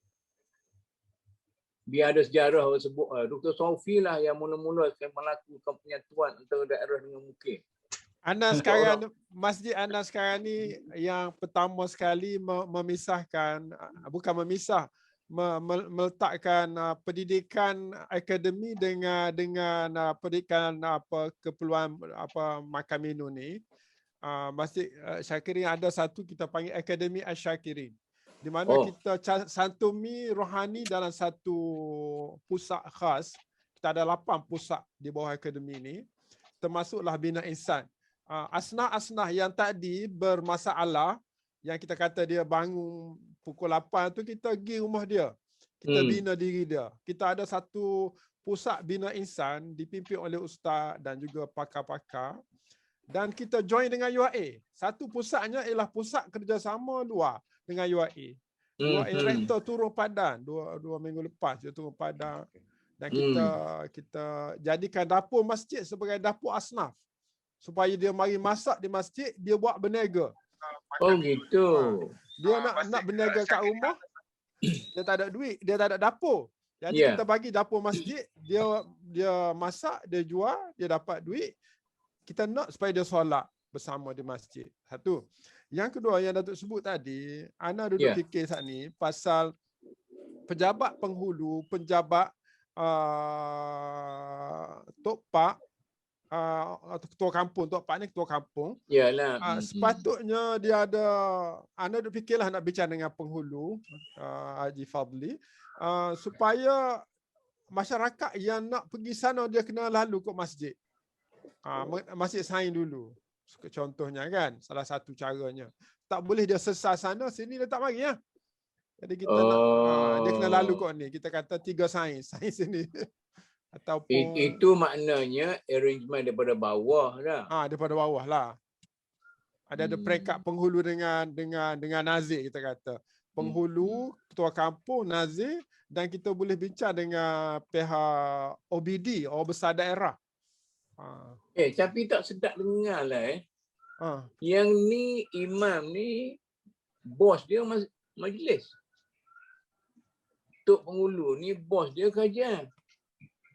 Kajian tu kajian Kelantan juga, kajian Selangor juga. Majlis tu majlis Kelantan juga, majlis Selangor. Macam ada 2 negara dalam sebuah negeri. Dua pengurusan. Terengganu serupa tu. Pengurusan serupa Terengganu dia pun. Faham pun lebih kurang juga macam mana ni, tak selesai benda macam ni. Itu kena bawa lah tu, kena bawa dalam parlimen lah tu. Tak payah parlimen lah, dekat daerah kita. Dia saya rasa lah, nak korang berani buat dulu. Dia kata aku tak kira orang marah daerah aku nak satu. Dia panggil Tok Imam Tok Penghulu Kita 2 ni pakat itulah nampak gitu. Nampak macam tu kita kena cuba dulu. Demo beginilah, demo pikul seorang. Kau berhenti. Ataupun demo berhenti kau pikul seorang. Hak lain tak boleh kalau begitu. Dia kena pakar kalau berhenti seorang tu. Habis rezeki lah dah. Misalnya dalam satu daerah yang mukim tu dia ada satu majlis yang bersama, program bersama, akhir sekali pejabat pun lebih kurang. Ini kena imam besar ni ambil inisiatif dah. Imam besar dah. Waktu kena gerak kerja bersama Datuk moderator. Oh, okeylah. Kita saja mana acah-acah dah dulu dah. So, Datuk Wen nak ulang macam mana? Ya. Bagi saya kualiti imam lah. Kualiti. Imam tu persediaan imam tu untuk jadi imam. Imam ni ada dua kan, imam khas, imam am. Imam khas di masjid. Jadi imam yang dilantik di masjid ni harus dia juga muka imam umum. Sepatutnya macam tu. Imam kita pemimpin. Ya, pemimpin kampung dia terutama dari segi kerohanian, dari segi syariat, ya. Jadi saya rasa masalah dualisme tu memang ada lah. Tetapi boleh disatukan, Datuk, kita sekarang ni dari segi kemudahan fizikal rasanya tak kurang dah. Dari segi masjid tu nak banding dengan pejabat DO pun cantik masjid. Dari kuantiti, dari segi tenaga, saya rasa macam saya sebut beribu-ribu dah orang kita ada. Tetapi kualiti. Kemudian dari segi kesedaran tu, kesedaran masyarakat kepada masjid. Itu saya rasa kena direct kepada individu. Jadi ini bermula daripada sekolah lagi, daripada sekolah rendah lagi dah. Kita harus masukkan. Saya rasa ini attitude imam lah, tak tahulah. Saya dulu masa duduk rapat dengan majlis lah, apa tu, majalah pengasuh tu kan. Saya cadangkan kepada Tok Peti. Setiap imam ni dia kena beli majalah pengasuh. Tak ada nak beli, dia nak free ya.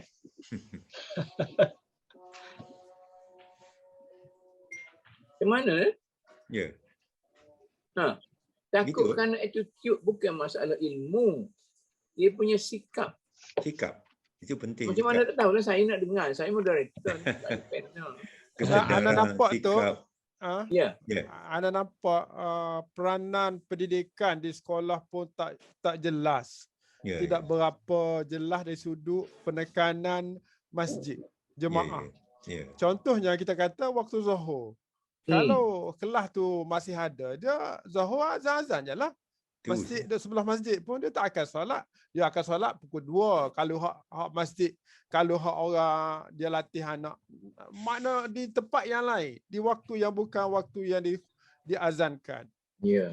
Jadi anda tengok sebab depan Masjid Syakirin ni ada 3 sekolah. Sekolah menengah ada, sekolah rendah ada 2. Kan? Tapi mereka ini sepanjang anda tahu dia makna dia ada surau. Ada surau dalam sekolah. Tapi dia ada masa-masa tertentu je pergi sembahyang. Bukan waktu diazankan. Jadi sepatutnya sekolah menengah ni bila azan, mereka ada ruang untuk mari masjid. Dia terlatih dalam masa tingkatan 1 di sekolah lagi. Di sekolah lagi. Dia buka. Jadi kalau di sekolah itu tak ada, dia jadi orang kampung. Dia tidak ada nilai-nilai nak mari masjid dah. Betul. Anda rasa betul Taufiq, orang kata di Sudan lah. Dia kata kalau orang azan, walaupun dia tengah pandai, dia semayang situ nak pergi jalan. Betul. Bukan sekadar daripada di kedai dia semayang atas tu, atas kaki 5. Semua orang semayang. Kita lalu tumpang boleh semayang. Sudan ni memang di Khartoum gitu. Khartoum memang simple. Begitu deh. Macam mana? Orang politik ni dia berbicara tentang pembinaan negara. Orang macam kita ni, orang halus-halus ni, bolehlah kita berbicara tentang pembinaan masyarakat. Tak boleh. Waktu suruh orang politik, besar-besar tu, kita kecil-kecil. Boleh. Ni kadang-kadang kita kecil pun nak bicara orang politik. Kita tak tahu apa politik bicara. Boleh ke tak ni? Saya nak lanjut sikit ni. Nak tengok reaksi kita macam mana. Datuk mana kita UAE sendiri suatu masa ana pada tahun 90-an tidak ada kelas Zuhur, waktu Zuhur dan waktu Asar. Sekarang ni ada kelas. Kenapa? Oh, masa tu Masa tu tak ada kelas. Waktu Zuhur tu break untuk solat, untuk makan dan solat. Tapi hari ni tak ada dah. Kenapa ini berubah? Saat suatu ketika diasaskan atas nilai-nilai keagamaan, tiba dia kata boleh semayang bila-bila masa waktu luas. Jadi orang solat jemaah itu tidak ada. Maka tidak ada kekuatan kepada umat Islam hari ini. Kalau tengok zaman Nabi dalam surah Fatih ayat 29 kan, Muhammadun Rasulullah walladzina ma'ahu asyidda'u 'alal kuffar rahama'u bainahum tarahum. Ini poin dia. Tarahum ruk'an sujada ay raqi'in sajidin fi masajid. Makna gitu. Makna mereka jadi kuat, orang kafir takut, hormat, dan sesama Islam berkasih sayang, puncanya tarahum ruk'an sujada. Nah, dan mereka ada nilai mereka ialah yabtaru, berebut. Tapi kita hari ni tak ada nilai-nilai tu. Okeylah. Anda nampak? Kita tinggallah bab-bab mengupak kutub iman ni. Mari kita mengumpat orang lain pula. Masalah yang paling pentingnya khutbah. Jadi kita katakanlah khutbah, peranan khutbah tu ialah arahan. Dah. Arahan harian, arahan mingguan, arahan bulanan, tahunan. Khutbah mingguan, jemaah. Kemudian tahunan apa semua sekali, komuniti lebih besar. Adakah khutbah dalam masyarakat kita ni berperanan seperti itu ke ataupun sekadar begitu ya? Saya tak perhati bila imam Masjid Muhammad tidak lah, Masjid Muhammad itu bagus lah. Jadi kalau saya pengalaman saya di masjid ni, masjid saya dengan apa ni Dr. Said ni, Masjid Akademi Islam tu, bila imam naik khatib tu, khatib naik mimbar tu, dia dah mula mengantuk dah. Saya pernahlah mencadangkan supaya azan kedua tu tidak dialunkan. Sebab bila azan kedua tu dah mula tidur dah makmum. Nak pergi kata apa tu Malik bin Nabi, dia kata, saya heran tengok orang Islam imamnya terus berkhutbah walaupun makmum tidur, makmumnya terus tidur walaupun imam berkhutbah. Macam mana ni kekuatan khutbah dalam masjid kita? Dia kembali kepada kembali kepada yang Ustaz Datuk Ismail sebut tu.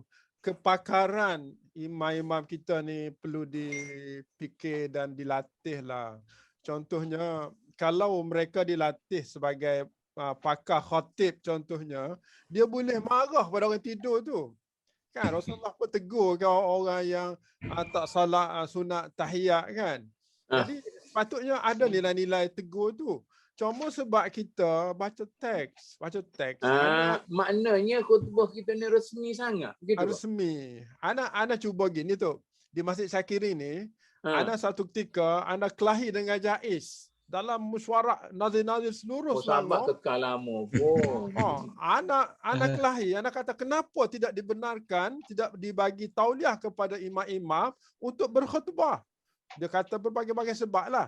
Lepas tu Hana pergi jumpa dia secara peribadi. Dia kata Masjid Syakiri ni saya sebagai nazir tak pernah baca khutbah teks. Saya baca ni, saya nak didik masyarakat. Sebab mereka buka mata kalau saya tidak gini. Kata buatlah.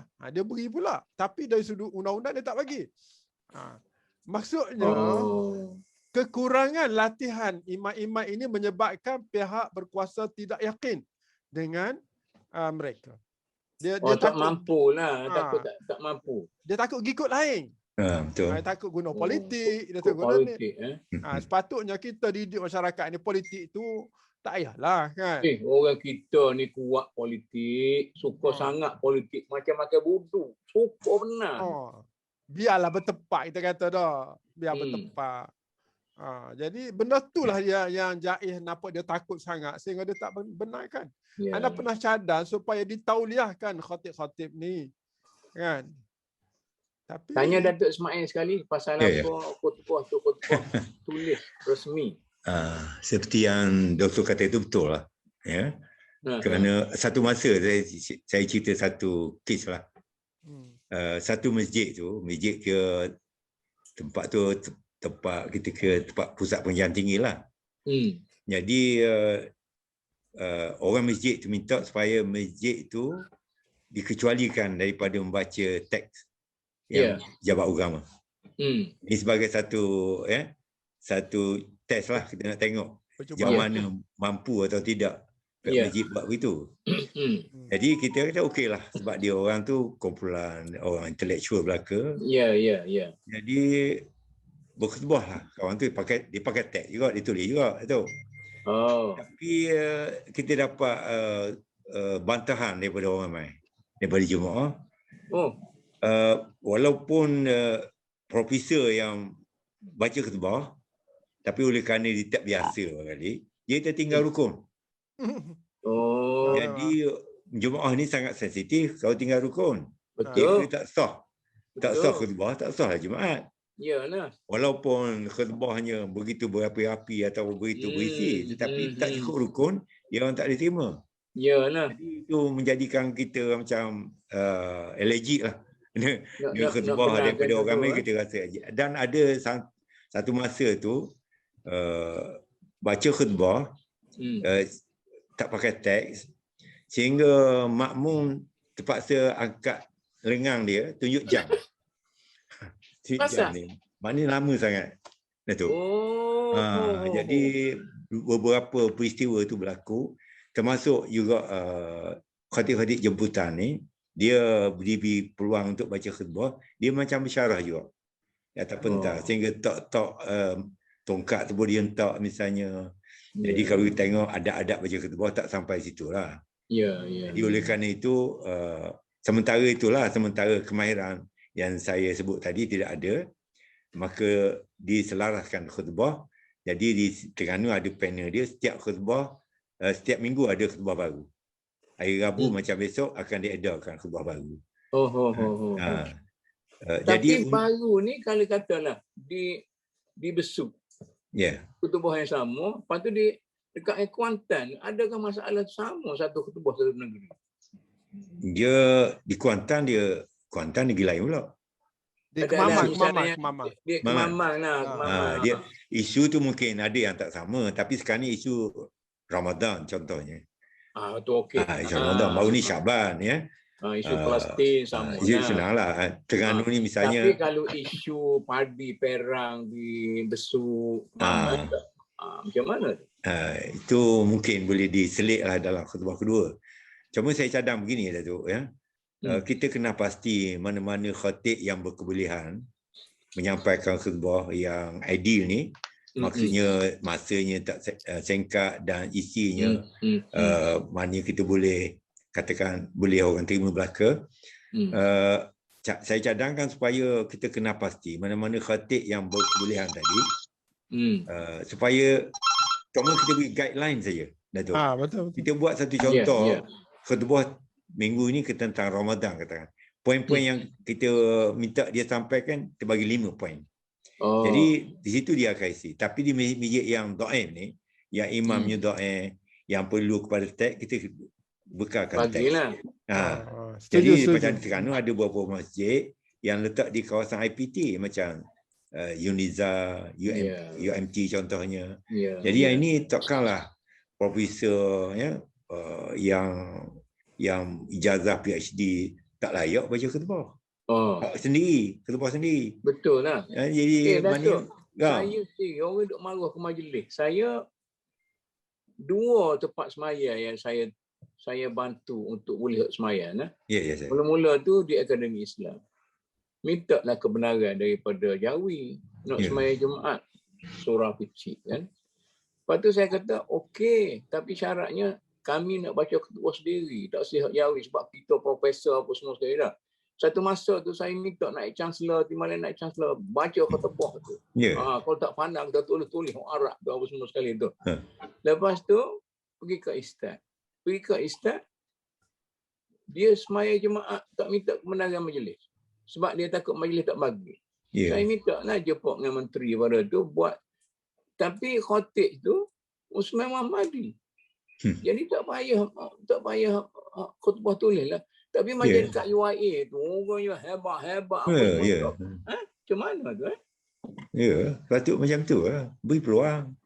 Cuma kita bagi panduan lah. Pihak kuasa agama ni, dia ada hak juga. UIA tak ada teks tu. UIA tak pakai teks. UIA sendiri tu. Yalah, betul lah. UIA sendiri bagi panduan ni, tak pakai teks. Dia ada panduannya lah. Ya, ada panduannya. Oh, dah ada panduan juga lah ni. Ada. Ada macam berlaku Datuk Ismail sebut tadi, ada orang luar yang profesor yang terkenal, dia naik baca khutbah, dia tak biasa baca khutbah. Ramah, tak ada dengar rukun ke apa, orang maya semula. Walaupun dia profesor, ada pernah berlaku. Dia tak takut dia pengikut Ibn Hazmi go. Dia memang dia terkenal tapi dia bukan khatib. Jadi UIA dia tengok orang profesor hebat-hebat, dia suruh tukar dia. Hari ini kita ada profesor datang, kita suruh baca khutbah. Dia baca khutbah, ada ceramah kan. Tidak macam khatib lah. Lepas tu rukun pun tak ada. Jadi macam tadilah orang kampung pun bayar semula. Yalah betul. Kadang-kadang dia baca Quran tu, baca dia tu. Baca hak pelik-pelik tu lah untuk semaya. Bengok habis ayat bawah. Qiraat. Qiraat tu qiraat. Tapi Datuk Moderator, sebenarnya mungkin kita melihat isu khutbah ni, isu tadi kita bincang pasal teks lah.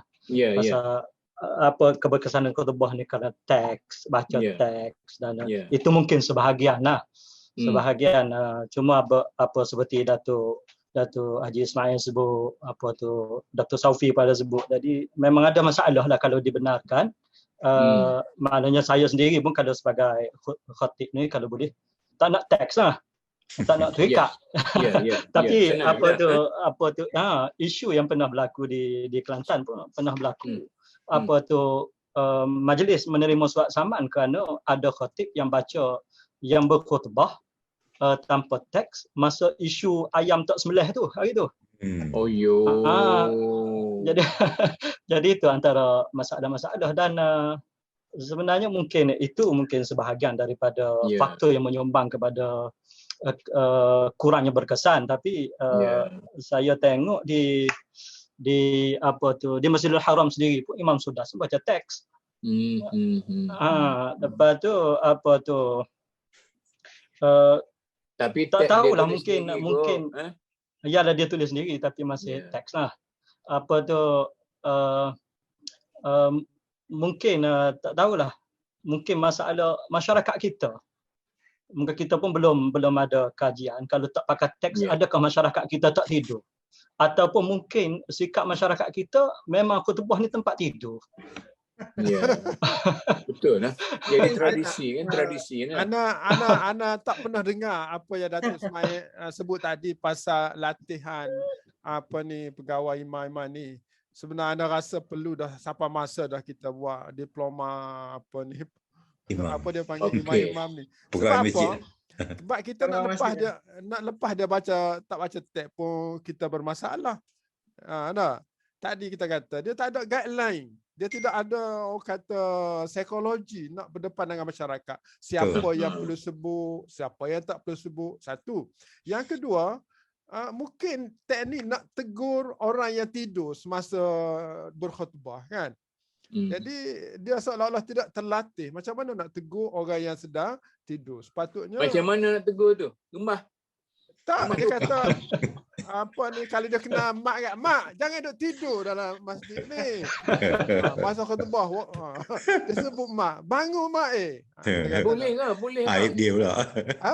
Itulah makna seolah-olah begitulah. Makna kita cari pendekatan untuk menegur saat makmum-makmum tidur. Dan cara menyampaikan takut jibok lawak jenakon lah ni kan sekarang ni. Dia pendawah kita ni dia jadi orang apa nyanyi lagu Hindustan, nyanyi lagu Hindustan masuk khutbah macam mana nak suara segar. Itu kena buat kursus lah tu, kena buat kaji sedikit apa yang patut kita guna dalam menegur. Maknanya saya nak tanya ni, apakah sekarang ini keperluan yang amat sangat yang kita semua rasa kepada satu kolej latihan imam dan wa'az? Saya cukup sokong tu. Ini memang kita di Selangor ada hampir 400 masjid. 400 Lepas tu masjid. tak ada pusat latihan. Pusat latihan kalau ada setahun sekali dia bawa Hujung minggu. Dia bawa ada pusat di hujung tak ada Hulu tetap Selangor. lah. Tapi terlalu jarang. Saya perhatikan, ya ni kita santai kita kadang-kadang. Saya perhatikan negeri-negeri kita, states, berebut-ebut nak tubuhkan universiti, college universiti. Ya. Nak lahirkan orang-orang akademik. Orang akademik ni sebenarnya dia akademik, dia bukan profesional dalam bidang tu. Jadi kalau macam tu, bagus jugalah. Profesional agama. Siapa-siapa dia, Dr. Safi ke Pipo, Pok Nazir ni bawa pada dia Selangor mula dulu tak boleh ke? Satu cadangan yang patut diketengahkan tu oleh semua pihak. Betul lah. Makna hari ni kita jumpa ni hak ni dia penting lah rasanya. Yes, take away boleh buka poket ni. Mana bila kita ada pusat latihan imam-imam secara ini, kita mungkin kita boleh berperingkat-peringkat melepas masjid-masjid yang tidak perlu baca teks sebagai contoh kan. Sebab dia ada guideline dan orang kata mengurangkan orang tidur. Sebab apa? Sebab dia ada strategi menegur kan. Suaranya bagaimana. Jadi selagi mana kalau kita baca teks tu, kalau kita nak tegur orang, kat teks tu hilang dah. Kita nak kat mana kita berhenti. Jadi nak sambung pula tu tak ingat dah.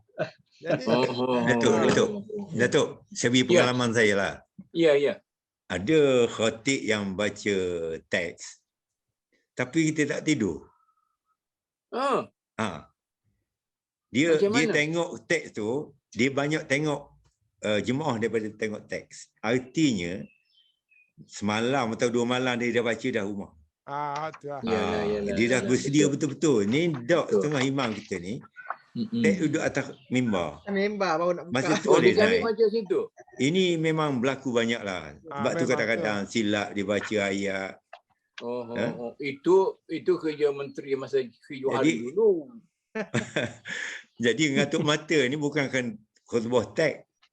Tapi orang yang menyampaikan khutbah dengan suara itu naik suara. Jadi dengan penekanan suara dan bahagian tertentu itu.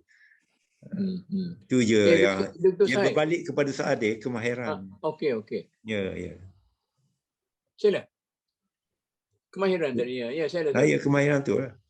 Kemahiran berpidato, berkhutbah. Saya dulu sekolah Arab, Datuk.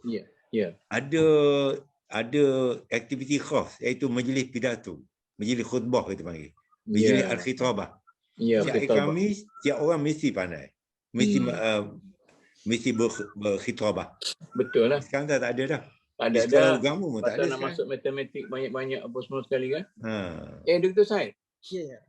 Nanti minggu depan ni kita jumpa di Akademi Islam tu, buat satu memorandum kepada Kerajaan Selangor, panggil Dr. Safi, minta menubuhkan sebuah kolej latihan imam dan wa'az lah. Wa'az. Kita nak standard mana kita punya penceramah, sama ada penceramah duduk kelakar ke, duduk nyanyi lagu Hindustan, Bollywood, apa semua itu penceramah agama ke, ada penghubung masjid dan sebagainya. Boleh ke Dr. Said? Sementara tak lagi Mekah InsyaAllah. Okey. Cuba lead satu team, panggil betul seorang, 2, 3, 4 orang nazir, kita cuba bincang. Jadi saya rasa MDN bolehlah jadi satu platform untuk kita bincang dengan kerajaan negeri. Tapi kena ada di belakang ni orang yang mereka bentuk apa tu lah. Baru ni kita buat keputusan nak bantu majlis menjadikan kursus perkahwinan itu sebagai yang berarti lah, tidak tepat orang fikir lawak jenaka mana dah. Jadi saya nak berjumpa dengan Jawi. Jawi kata okeylah, kita main bincang macam mana. Asalkan ambil hak dia tu, jangan tinggal. Lepas tu nak tambah hak lain tu okeylah. Okey. Okey. Kita Mungkin saya nak tambah sikit atau boleh kan? Selain isu baca teks tu tadi, mungkinlah dalam tempoh kata nak pergi ke arah tu tadi, mungkin saya duk perhati jugalah macam kalau biasanya apa yang saya duk nampak lah, satu negeri satu teks yang tu lah dibaca kat bandar pun baca hak tu, kat kampung pun baca hak tu pun rasanya satu perkara jugalah. Isu di bandar dan isu di kampung tak sama. Nak selesai isu bandar, isu di kampung ni apa? Contohnya dekat orang duk curi kat ladang, tak selesai masalah di kampung. Jadi tidak ada masalahnya daripada sudut pengisian tu. Rasanya perlu diperkecil. Sekalipun kalau nak baca teks pun perlu diperkecilkan lah. Mungkin pejabat agama Islam daerah pun boleh ambil apa orang kata part ni dalam mereka bentuk ni diberi kuasa. Bentuk teks ni tadi. Kalau digunakan untuk satu negeri, jadi tak orang kata tak pergi ke sasaran yang betulnya. Tak muqtadal hal. Muqtadal. Maknanya okey kalau kita bincanglah itu forum kita ni, kita tidaklah forum ilmiah sangatlah lebih kurang kita semua sekali. Okey, kita cuba bincanglah. Okey, kita ambil perhatian yang segala cadangan yang dikemukakan tadi. Dr. Sofi, kita jumpa sekali pula nanti Tuan Imam, Datuk Ismail. Jadi kita cuba simpulkanlah. Ada 15 minit lagi. Siapa dia dulu nak simpul? Dr. Syed, simpulkan. Siapa yang menanam, dia yang menuai. Dia dulu dia selesaikan. Jadi terima kasih sekali lagi kepada MDN yang menganjurkan forum ni, maknanya kita mencambah idea lah kata yang mana skru longgar tu diperketatkan. Yang mana skru longgar tu diperketatkan. Jadi mana harap forum ni tadi kita dapat menghasilkan suatu perkara yang nak perketatkan skru-skru yang longgar yang ada dalam masyarakat ni tadi, supaya kita dapat mengoptimalkan fungsi masjid tu tadi kembali. Mana masjid dengan masyarakat itu berpisah tiada. Mana slogan yang biasa digunakan mana masjid dengan masyarakat berpisah tiada. Tidak ada gap di antara masyarakat dengan juga masjid. Jadi itulah sedikit rumusan lah daripada Okey. Tuan Imam. Moderator, terima kasih Datuk moderator kerana telah melibatkan Ana untuk bersama-sama dalam talian forum pada hari ini, berkongsi satu talian dengan para cendekiawan dan ahli-ahli agama, dan tidak kurang hebatnya ialah Datuk moderator lah. Jadi hari ini kita dapat satu perbincangan yang cukup baik bagi saya sebagai yang terlibat dengan mentadbir masjid ini, satu muhasabah lah. Muhasabah untuk ke arah meningkatkan peranan dan keberkesanan fungsi masjid itu. Jadi rasanya forum-forum yang seperti ini patut diketengahkan, dan saranan-saranan tadi untuk mempertingkatkan profesionalisme para pegawai masjid seharusnya digerakkan lah, insya-Allah. Jadi itu moderator. Terima kasih banyak. Terima kasih Tuan Imam. Dr. Taufik. Okey, terima kasih Tok. Dan sahabat-sahabat sekalian, yang alhamdulillah banyak ilmu yang anda dapat pada petang ni. Cuma Tok, selain daripada kita nak tubuh yayasan ke apa untuk kita bina khutabah ataupun khatib-khatib ni, ada satu benda yang boleh segerakan pada Ana, dan Ana akan praktis secara segera ni, iaitu kombinasi antara penghulu, ketua kampung dan nazir ataupun imam-imam masjid.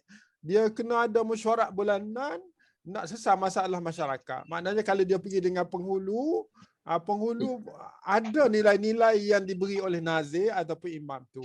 Jadi imam pun ada nilai-nilai tu. Maknanya masyarakat dia pergi, salah satu daripada tiga ni pun dia mendapat satu nilai yang sama.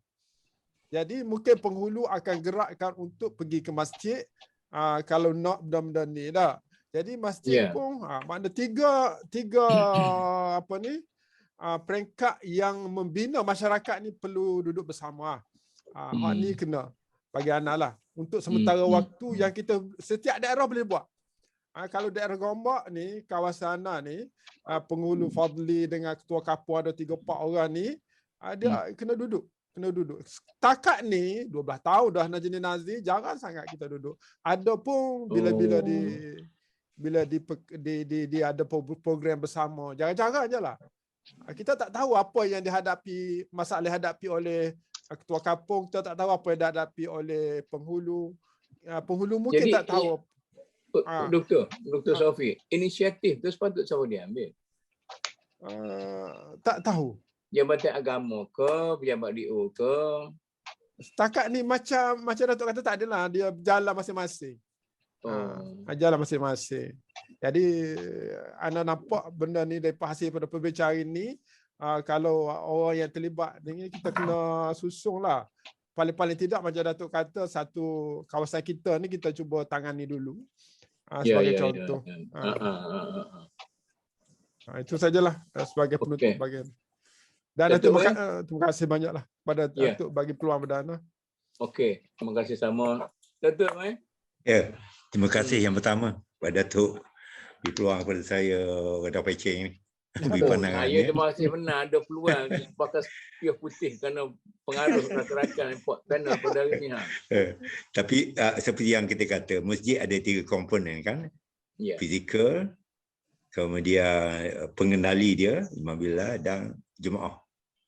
Jadi kita nampak dari segi fizikal kita tak soal banyak dah. Oh cantik. Cantik.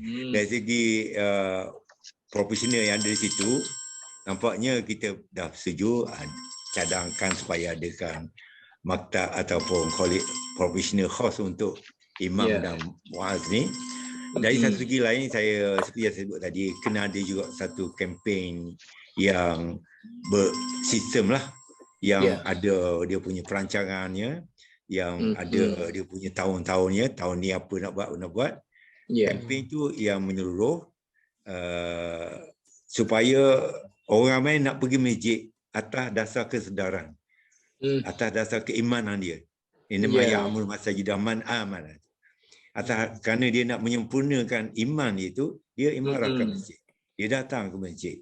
Jadi dengan ada kempen yang macam saya sebagai contohnya, pengalaman saya secara boleh saya sebut di sini.